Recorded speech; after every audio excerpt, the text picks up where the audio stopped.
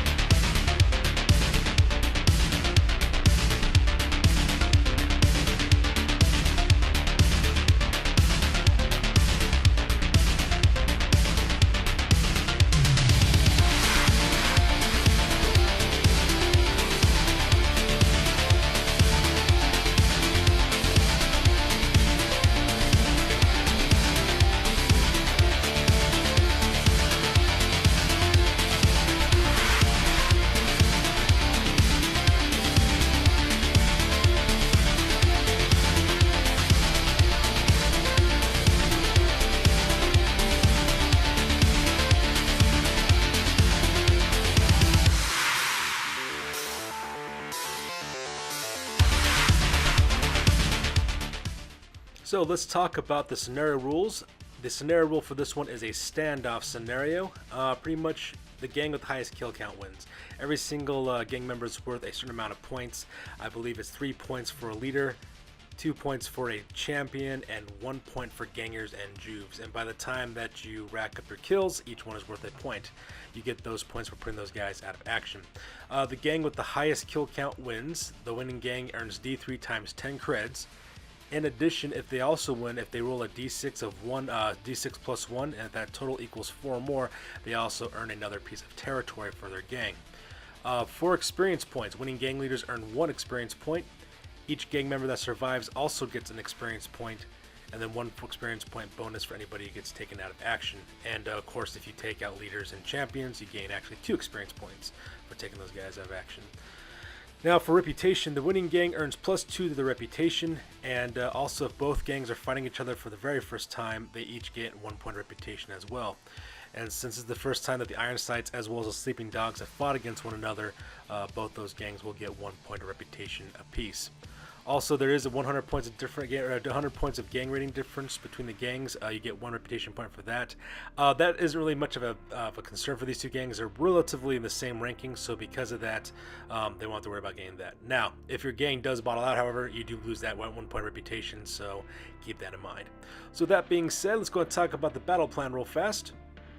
So here's an overhead shot of the entire battlefield. On the left-hand side is where the Sleeping Dogs are deployed, and on the right hand side is where the Orlocks of the Iron Sights are deployed as well.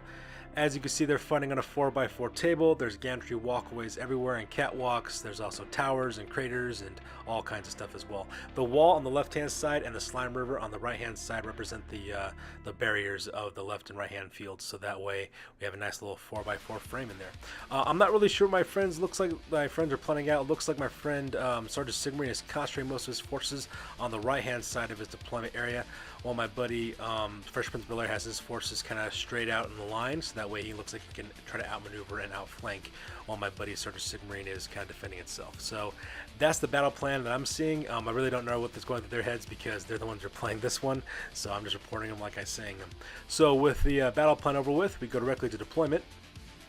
Alright, so this is the deployment for the Sleeping Dogs. Starting off with that catwalk in the center of the frame. Up front we have the squad of Juvies, led by Reckless, followed by Noob as well as Ghost.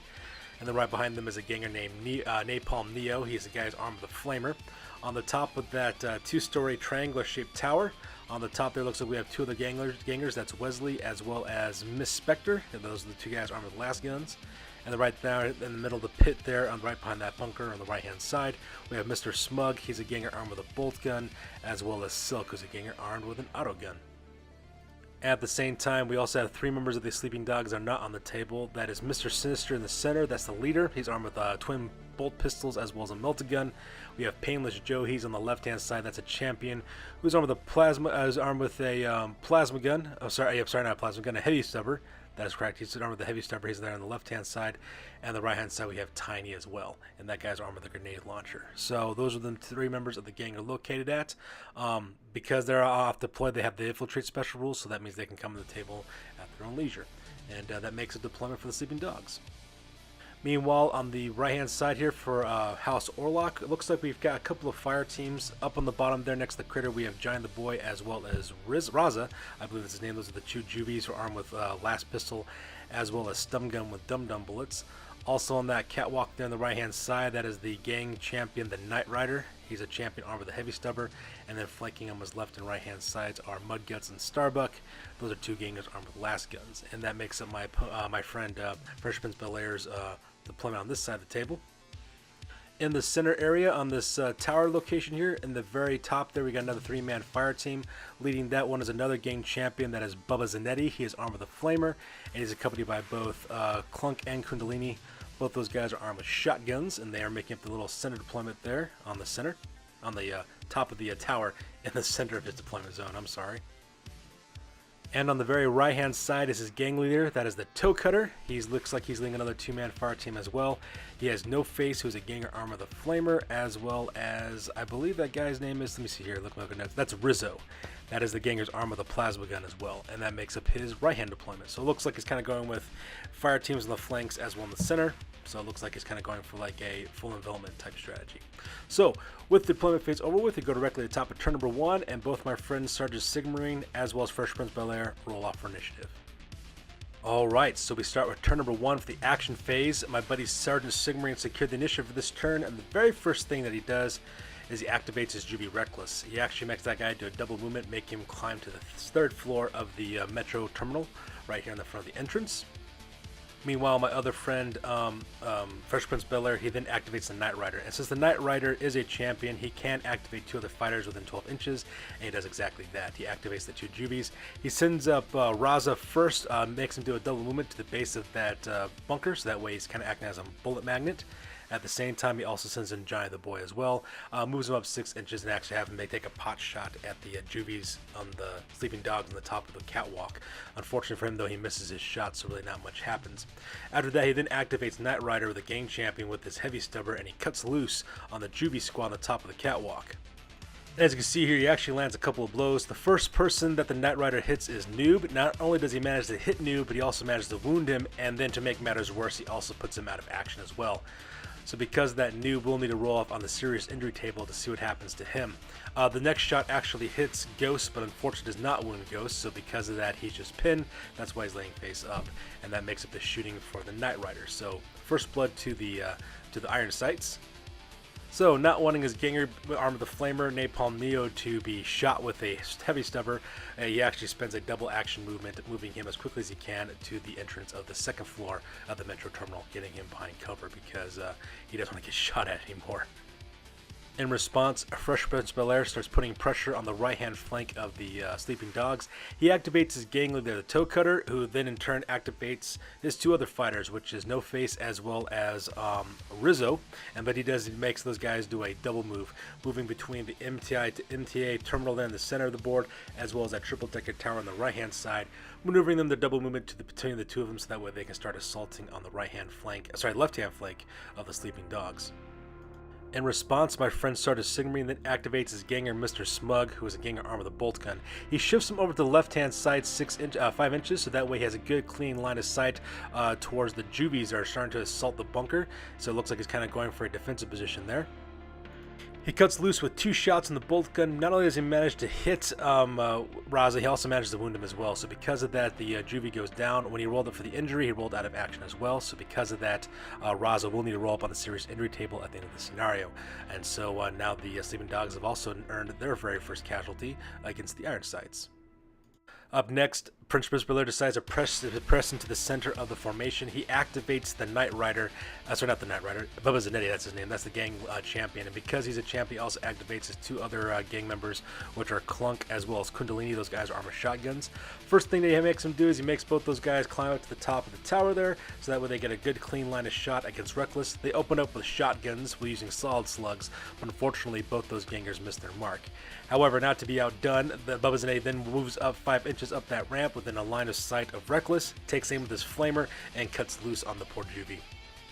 So, not only did he hit the guy, he also managed to wound him as well. Now, unfortunately, because Reckless was so close to the edge, he had to roll an initiative test to see if he falls or not. He did fail it, so because he does fall, he gets himself a flesh wound as a process of doing that, and he passes his second initiative test to make sure he doesn't fall all the way down to the ground. So the poor juvie got lit up and on fire, and he's fallen, and he's seriously injured at this point.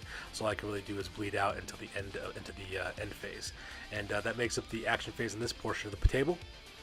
So, Ghost gets out, escapes pinning, moves up a double action to the top 3rd level of the MTA terminal, getting himself set up for him to either charge or to shoot at Bubba Zanetti, who's on the other side of the MTA terminal as well. Fresh Prince Belair then activates Mudguts, moves him up a double movement to the other catwalk to the right-hand side of the metro terminal, making his way to the 2nd level of the terminal building. And continuing his fire suppression in the center of the table, Sergeant Sigmund then activates Miss Spectre, moves her across 5 inches to the left-hand side as well, right behind Smug. She takes aim with the auto gun and cuts loose against the juvies that are starting to assault her in the center.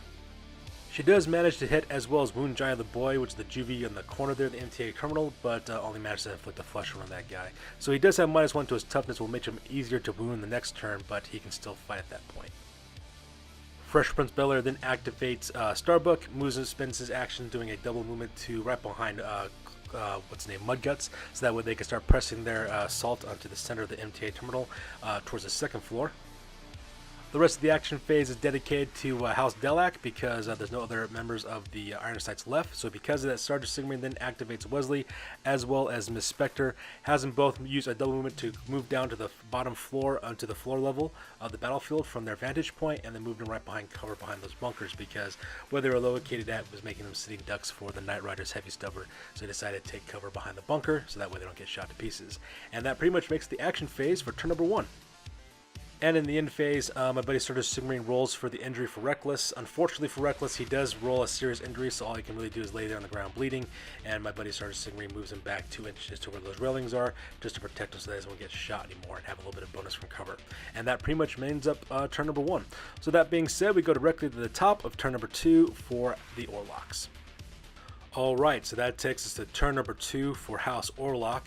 The very first thing that my buddy Fresh Prince Belair does, he activates Bubba Zanetti, the champion, and because he's a champion, he also activates 2 other fighters. What the gang ends up doing is actually moving up to the walkway to the 3rd floor of the terminal.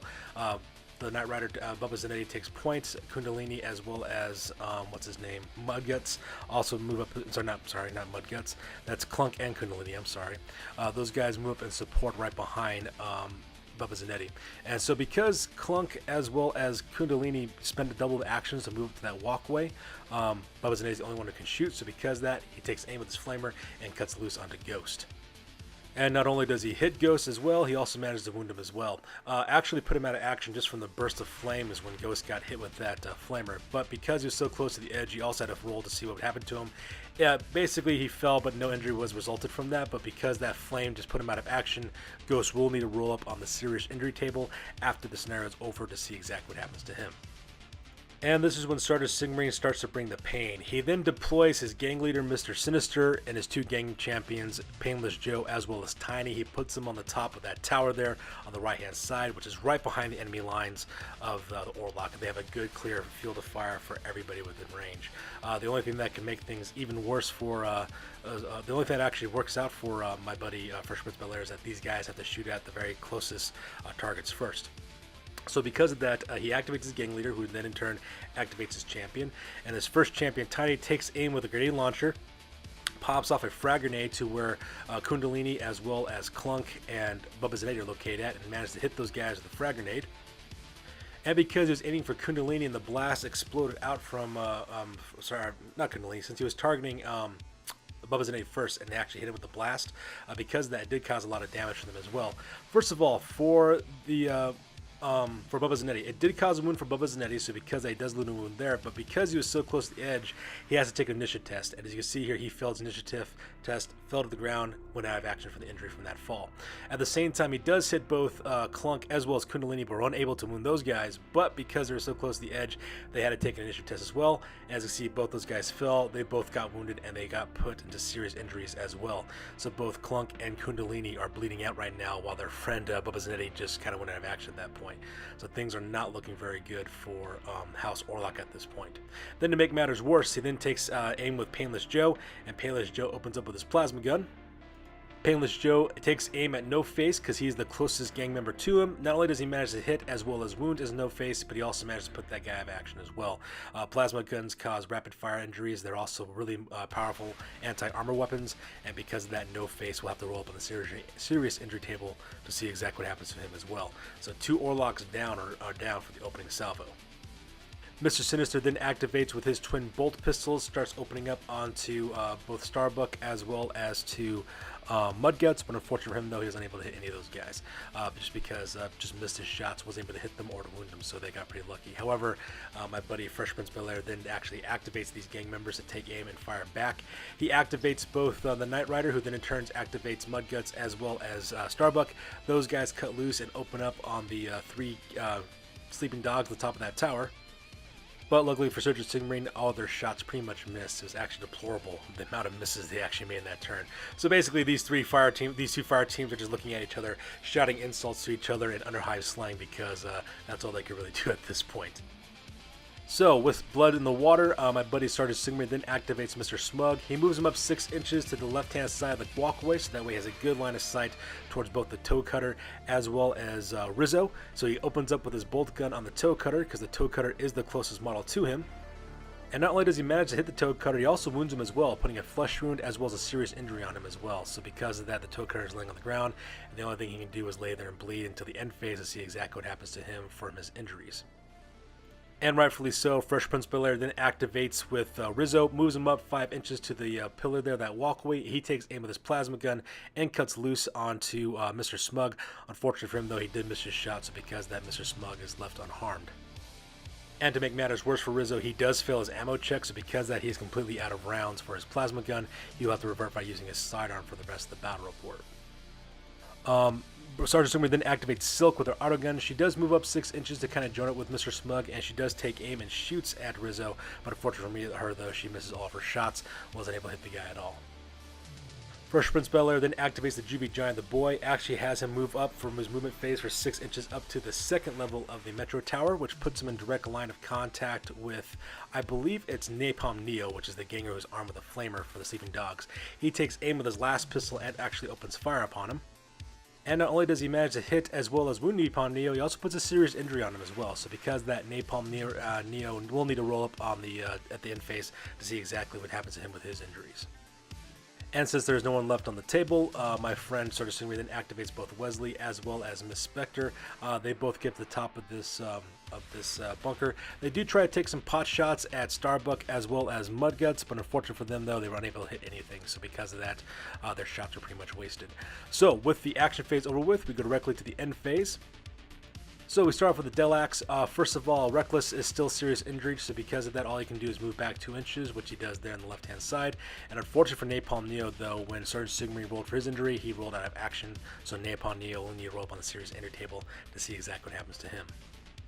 To make matters worse, Kundalini also rolls out of action as well for his injury, so because of that, Fresh Prince Bel-Air will need to roll up for the serious injury table for him once the battle report is over.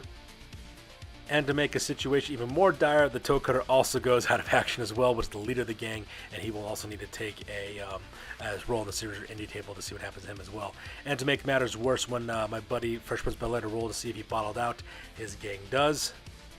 And as you can see, that takes us directly to the end of the game. House Delaque wins this one with the Sleeping Dogs, earning another victory. My friend, Fresh Prince Bel-Air, didn't really want to see the rest of his gang get chewed up to pieces, so he just kind of voluntarily bottles out at this point.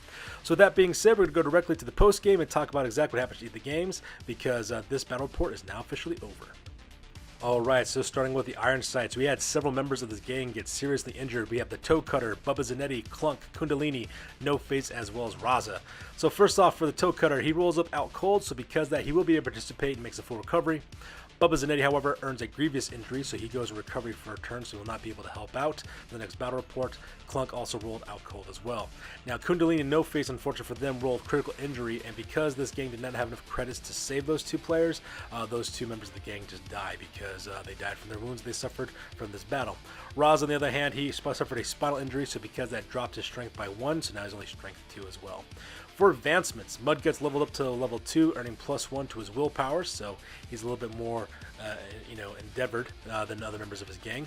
For reputation, they do earn 1 reputation point for fighting against the Sleeping Dogs the very first time, but because this gang also bottled out, they lose that point of reputation, which brings their total reputation points to 3. In the end, when they worked their turf, they got 10 credits for their turf. Toe Cutter and Knight Rider also worked their turf as well, earning 90 credits, netting the gang a total of 100 credits in total. They then hired a brand new ganger named Slit. They armed that guy with a last gun as a sword for 90 credits, and they placed the remaining 10 credits in their stash. Right now, the Orlock's record is at 1 win as well as 4 losses, and the new gang rating is at 1,300 points.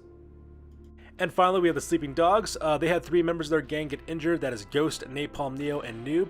Ghost and Noob actually rolled out pretty good. They both rolled out cold, so because of that, they made just fine. Whereas the Napalm Ned, the ganger, he learned the lessons learned. So because they nets himself 3 experience points, which is also pretty awesome as well. In the end, for the advancements, they actually had 4 guys level up. Mr. Sinister leveled to level 3. He earned +1 to his leadership, so now he's even tougher to break because he's a strong character. Up next, Painless Joe leveled up to level 2, earning +1 to his toughness, so now he's toughness 4. And Silk, she leveled up to level 2 as well, earning +1 to her ballistic skill, so now she's ballistic skill 3 up. And then Tiny also leveled up to level 3, earning +1 to his toughness as well. So very, very tough champions in this gang. For reputation, they end up winning 2 points of reputation for winning the scenario, and they also earn 1 point of reputation for finding the Iron Sights for the very first time. When combined with their original 11 points of reputation, they are now in the lead with a total of 14 reputation points. In the turf, they did manage to secure another hex of turf as well. In the end, they end up working the turf, earning 30 credits from the turf from the original 3 hexes that they owned. Mr. Sinister, Painless Joe, and Tiny also went to the turf to work it as well, earning a total of 180 creds, which nets the gang 210 creds in total.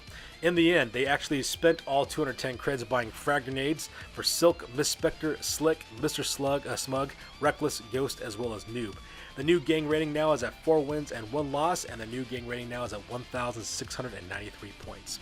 So that's going to do it for this one, you guys. Battle report number 15 is wrapped up, and this officially ends the very 5th cycle of our Peachtree Wars campaign, which makes us directly into turn 6. Turn 6 is the championship turn. We're going to take a look at the 2 highest ranked gangs in terms of reputation point, and those 2 gangs will fight it out to see who rules the Underhive of Peachtrees. So that being said, you guys, that's going to do it for this one. As always, please feel free to like, comment, and or subscribe. Your guys' input is valuable to us as always.